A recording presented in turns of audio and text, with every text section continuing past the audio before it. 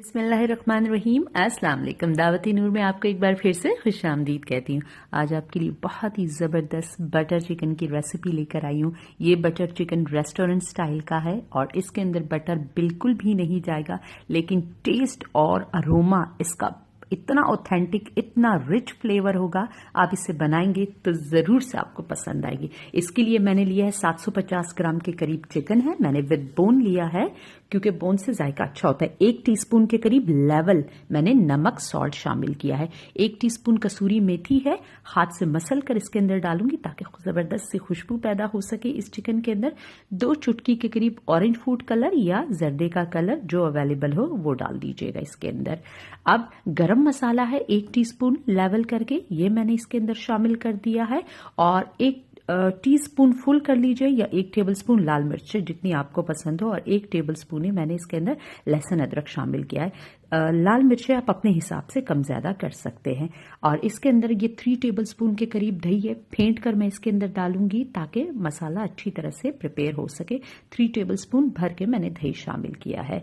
अब इस स्टेज के ऊपर मैं 1 टेबलस्पून भर के कॉर्नफ्लावर का शामिल करूंगी और इन तमाम मसालों को अच्छी तरह से मिक्स कर दूंगी अपने हाथ की मदद से, चम्मच की मदद से। और आप देख लीजिए, और तकरीबन 3 से 4 घंटे के लिए इसे मैरिनेट होने के लिए रख दूंगी। मैरिनेशन जितनी अच्छी होगी, चिकन का टेस्ट उतना जबरदस्त डेवलप होगा।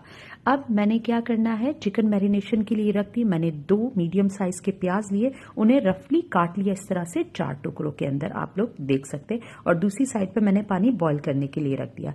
टमाटरों से उनका ऊपरी हिस्सा मैं हटा दूंगी और दूसरी साइड पर इस तरह से क्रॉस लगा दूंगी ताकि बॉईल होते वक्त ये फटे ना, उछले ना। ठीक है, इस तरह से ऊपर का हिस्सा हटाती जाऊंगी और क्रॉस लगा दूंगी। इसके अंदर मैं शामिल करूंगी तकरीबन 15 से 16 अदद बादाम। ऑथेंटिक रेसिपी में काजू है, लेकिन काजू अवेलेबल नहीं होते हर एक के पास, इसलिए मैंने बादाम लिए हैं। पानी मेरा बॉईल आ चुका है। अब मैं तमाम ये जो मेरा प्याज है, टमाटर है और बादाम, ये मैं इसके अंदर शामिल कर दूंगी और 3 से 4 उबाल आने तक इसे मैं 3 से 4 उबाले दूंगी, 2 से 3 मिनट के लिए बस। अब जिस तरह से टमाटर अपने स्किन से हटने लगे तो ये साइन है कि बस ये डन हो चुका है। इसे बहुत ज्यादा मशी हमें नहीं करना है। और एक स्ट्रेनर में इसका तमाम पानी निकाल लिया और ठंडा होने के बाद इसे मैं मिक्सी में या जूसर ब्लेंडर में पीस लूंगी।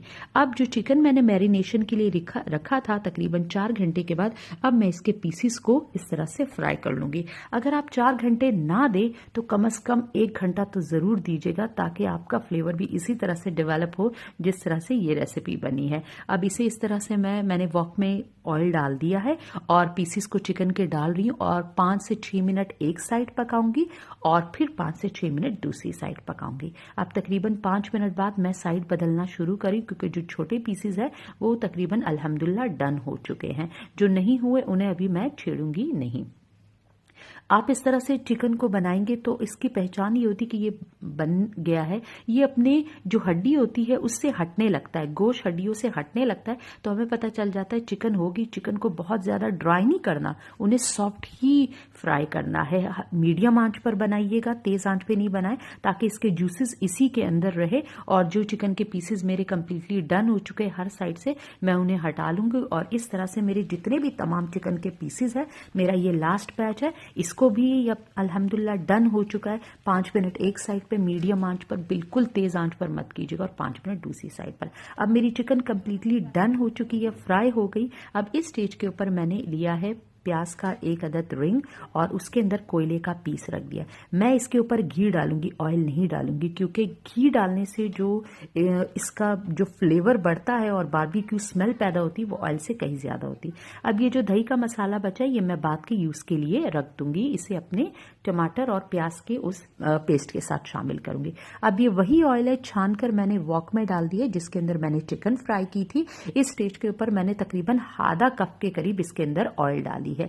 1 टेबलस्पून अदरक लहसुन का फ्रेशली पेस्ट है, ये शामिल करूंगी और इसे थोड़ा सा फ्राई कर लूंगी। जैसे ही अदरक लहसुन मेरी थोड़ी सी गोल्डन हो गई, अब जो प्याज और टमाटर और बादाम का जो पेस्ट मैंने रेडी किया है वो इसके अंदर शामिल कर दूंगी और इन्हें पकाना शुरू कर दूंगी। 1 टेबलस्पून के करीब लाल मिर्चों का पाउडर, हाफ टी स्पून के करीब नमक है। नमक आप बाद में चेक करके एडजस्ट कर सकते हैं। लाल मिर्चें भी आप अपने घर में बच्चों के लिहाज से देखकर डालिएगा। अब ये जो दही का पेस्ट बचा था मैरिनेशन का, ये भी मैं इसके अंदर शामिल कर दूं क्योंकि इसके अंदर भी चिकन का काफी फ्लेवर है। तो हमारी जो ग्रेवी है वो बहुत ही जबरदस्त किस्म की रेडी हो सके। इन्हें मिक्स कर दूंगी। इस स्टेज के ऊपर मैं बिल्कुल कवर नहीं लगाऊंगी और उस वक्त तक मुझे तकरीबन इसे पकाते हुए 8 से 9 मिनट लगे थे, जब तक ऑयल अच्छी तरह से ऊपर ना आ जाए। हाफ टी स्पून कसूरी मेथी और हाफ टी स्पून मैंने इसके अंदर गरम मसाला शामिल कर दिया।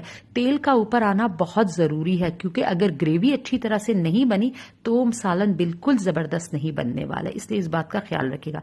मैंने आधा गिलास के करीब पानी डाला है। पानी आप अपने हिसाब से जितनी आपको ग्रेवी पसंद है आप डाल सकते हैं। तकरीबन 3/4 तक आप गिलास का डाल सकते हैं इसके अंदर। अब दोबारा मेरी ग्रेवी को मैंने 30 सेकंड के लिए इस पानी के साथ बॉईल किया। अब इस स्टेज के ऊपर मैं हाफ कप के करीब इसके अंदर क्रीम शामिल करूंगी। ये क्रीम यकीन जानिए इस ग्रेवी के फ्लेवर को इतना रिच करेगा। आप देखिए मेरी ग्रेवी पर किस तरह ऑयल मौजूद है ना, इस तरह आना चाहिए। अगर आपकी ग्रेवी पर ऑयल किसी भी सूरत ना आ रहा हो तो आप थोड़ा सा ऑयल या घी डाल दीजिएगा।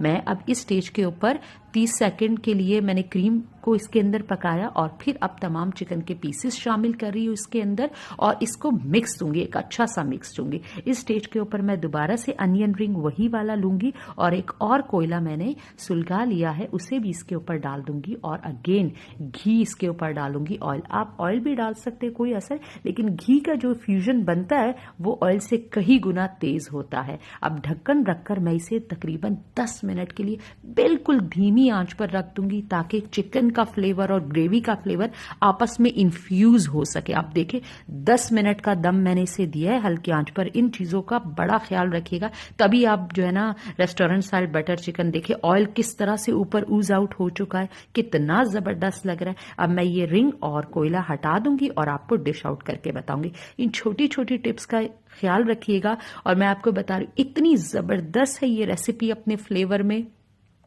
चिकन में जो बारबेक्यू फ्लेवर है और इसके ग्रेवी में है, ये रेसिपी आपने अपने घर पे बना ली तो बिलीव मी आप अपने घर के सबसे सुपर हिट शेफ बन जाएंगे। और इसके बाद आपको जो दाद भाइयों से और अब्बू से मिलने वाली है वो जो खुशी आपको होगी अनबिलीवेबल है। रेसिपी आपको अच्छी लगी है तो प्लीज लाइक के बटन पर प्रेस कर दीजिए और हम्बल रिक्वेस्ट है चैनल पर आ गए तो सब्सक्राइब किए बगैर मत जाइएगा। अल्लाह